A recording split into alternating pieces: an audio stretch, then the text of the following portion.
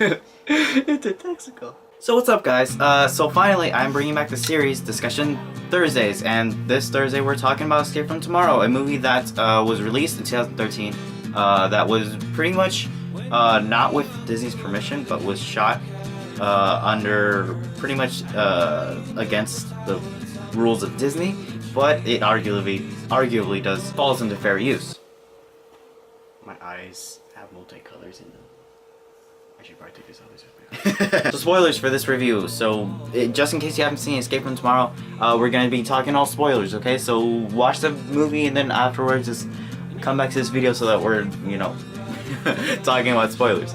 Okay, so the first time I actually saw this movie, I was on my bed. I was watching it on my phone on Netflix. So it was like 2, 3 in the morning or something. I had nothing to do, so I was just watching Netflix. I could not go to sleep, and then so I really didn't notice a lot of the mistakes and or really cheap camera shots that I saw the first time. That's why I think I loved it the first time.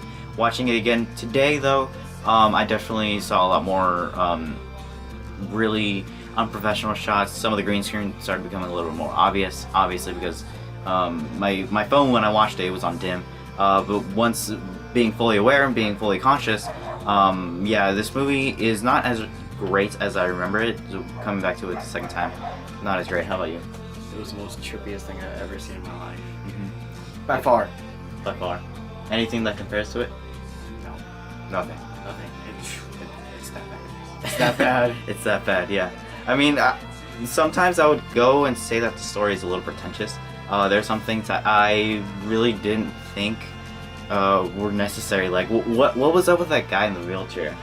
I had no idea what purpose he had in the story. He literally had the most creepiest output. And there's like unnecessary scenes, like there's like some naked girl that I'm like, what's the point of that? Oh yeah, when they were on the on that ride, I forgot what the There name was also was. like simulator ride, and there's like some naked girl on the screen. I'm like, yeah, what is this? What I don't remember, really but that naked chick, same girl that you were talking about, the one who was on the screen who was naked, who showed her breast. That was the same girl that was at the end of the movie after the guy, the main star of the movie, had the cat flu and stuff like that, and then he just like died. He just died. Yeah. He like reincarnated with that. He reincarnated with that girl that previously was naked on that simulator thing that we showed, or that you said, right? And then it was weird. I don't really know where this movie's coming from. But first, before we delve into the story and before we kind of rip it apart, let's talk about something that you liked. All right. Well, something that I always come back to is the orchestration in the movie, because I really enjoy it. Like the main theme of the movie, the orchestration, the violins, the string section is just so amazing, and it gives us very isolating feel to the movie. Like it gives us really creepy and almost ominous tone to the movie, and it really just boosts it up to, oh, it's the happiest place on earth, but then there might be something going on here. But I really do enjoy the orchestration. Have you come up with anything that you enjoy? The 14-year-old girls. It was really pedophile-like. There was a lot of pedophilic tones. The main star, he's like 40 years old, and he fell in love with like 14-year-old girls. I'm like, that's gross. Yeah, there's a lot of pedophilic undertones that not even Leon the professional can top. You didn't get that joke, did you? No, okay, never mind. So, are there any things that are positive that stick out in your head? No, this movie is terrible. There's nothing good about this movie. If you want to get frightened, if you want, I guess, to have a laugh, perfect movie. Just still don't watch with your friends. Still don't watch this movie. like honestly, like this is a movie that I would sit down with a friend to watch and just to like see how bad it is, because I really want to reiterate my opinion on the film, see if it was as good as it was, and watching it again now, I remember it's Worse than I thought. It's worse than I thought. It wasn't as good as I remembered it. Now let's dive right into the negatives and let's tear this movie apart. You want to start? Okay, nudity, perverted stuff, ghetto plot, no plot at all, illegal filming, Disney. I saw Mickey Mouse there. That witch. The green screen. Unnecessary booty shots. Literally. Yeah, there were a lot of them. Like, Holy there's crap. a part where More he's than like being martyrs. like held as prisoner, and all you see is booty. Yeah, Behind him, like, yeah. what is this? I know. I don't understand a lot of symbolism. Like coming back to a lot of the booty shots. And he keeps looking this way. I know. Wanna fight her? Let's fight her. Alright. But coming back to what you said about the booty shots, there's a lot of things that were really weird, like that corporation semen that was helping Disney or whatnot. That was weird. I don't understand why that was there. And the robot too. Those are the kinds of things that in this movie that make me want to call it pretentious because it doesn't really serve a purpose or anything. I don't know what was up with that scene with the semen and when they were like tracking his head and with that awful just CGI. special CGI special effects that they put on his head that made it look like the Epcot ball, the giant testicle. Even Spy Kids were better than this. Even Spy Kids is better. But I mean, like, not to be too judgy or anything, because I know that this movie has pretty low budget. And even if I were making that movie, I can stop what they did.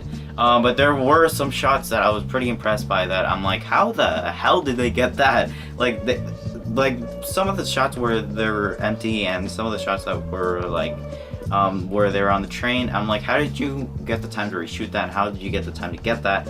And how did you get to the park early? There's some things that I just have the fun of the movie, just figuring out how they got all the shots. But one thing that I do kind of let the movie slip by that I'm like, you know what? I'm gonna be a little bit more than forgiving about this. Is the green screen. The green screen is so bad. it's oh my god. And Like, literally, like, the green screen doesn't even stand still. Like, the characters are yeah. literally flying in the air. I'm like, come on, guys. yeah, I know. on. The green screen was pretty terrible. And there was a part where the mother slaps the girl and literally has to cut into Oh, the yeah. slap, so Oh, it yeah. seems real. It would literally be like, It was dumb. yeah, it was really really dumb. It was as dumb as like me hitting Aaron and his head goes like this. Yeah. Yeah, it was just really bad. But did you have fun watching it? Yeah. Yeah. I hope you did, because like half of the movie, it's like nothing really happens. It's just like these really weird quick shots to these characters on that. It's a small world after it's a small world. It's a small world after all. Right? Remember those quick shots with the really weird dolls, and then you just like, and then come back. That's really basically the only creepy things that happen in the first half of the movie. Then the second half of the movie, it gets weirder. After the intermission, everything just starts going loose. The movie loses its mind. It knows it's losing its mind. It's just, I don't know. It was kind of It ridiculous. was gross. There's a part where he's literally naked on the toilet, and I'm like, Oh yeah, at the end, there's a cat virus. the cat, so the he's cat. pooping out yeah. fur. I'm like, what? And then Is he's this garbage? I don't know. It was just so weird. And then that I always refer back to this shot as the one shot that's always gonna stick to me. Ever since I watched it the first time when I was in the bed and watching it 3 in the morning and whatnot, and I watched it, I saw that shot. Oh my god, it still terrifies me to this day, because imagine if the shot was taken from a very stationary point, not up close shot. It would be from the beginning and then keep going and then to the close-up shot, because that to me would have been a little bit less terrifying. But since they started with the close-up shot, it was a little bit more terrifying than I expected. For all your Batman fans, just picture a ghetto, scratched up Joker face right in front of your screen. So what would you rate this out of 10 rating system whatnot? I'll use negative numbers. No, 0. 0. I would give this a Denny's. Or starvation. Starvation. You don't need to go to a restaurant. All right, was the so best line ever. that was our video, you guys. Thank you guys for watching. So we're gonna start making more discussion videos for the next Thursdays, and this was a series that I started back in January with my cousin Alberto, and we discussed train spotting. So definitely check that out right there or wherever I fit this. But yeah, I just did this one with Gabe because he was available. He's on a second try. Don't worry, Gabe. You're not a I'm never first for anyone. no, you're always first for me. Don't worry. So yeah, so definitely check out his channel. Put it right there on his face and in the description below. I know you want to. And I will see you in the next video. Hopefully it won't be too long. And yeah, I know you want to. bye. Oh, we do outro. If you want, you can smile. Hey.